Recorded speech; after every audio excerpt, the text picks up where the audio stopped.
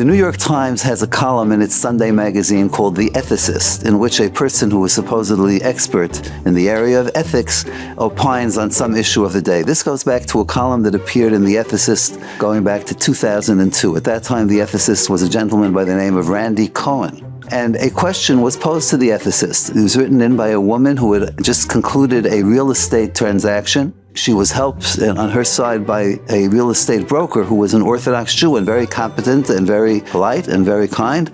And she was really very grateful to him for the wonderful work she did. So she extended her hand to him, but he refused to shake her hand.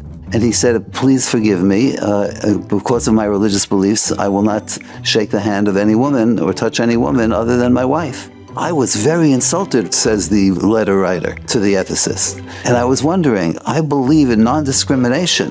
That he wouldn't shake my hand, I was so insulted by that. I'm thinking of tearing up the contract. What do you think? And the ethicist responded, you're absolutely right. You should tear up the contract. 3 weeks later, I was invited to the White House for the annual Hanukkah party, hosted by President George W. Bush. And President Bush would pose for pictures together with the First Lady with the various guests who came to the White House for the Hanukkah party.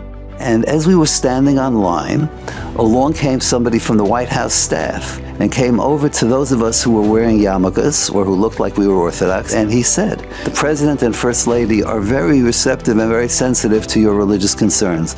And therefore, if you are a man and you do not extend your hand to the First Lady, she won't extend her hand to you. If you are a woman and you don't extend your hand to the President, he won't extend his hand to you because we respect your religious beliefs. And I was thinking to myself, the ethicist, Randy Cohen, says, tear up the contract. The President of the United States says, I respect what you're doing. I respect what you stand for.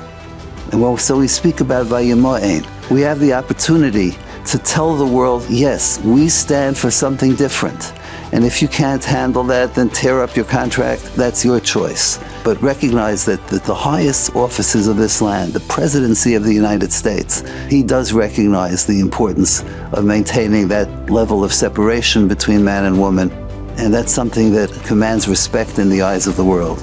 So, Vayimaen, let's not give in to what the rest of the society tells us, whether it's in the pages of the New York Times or anywhere else.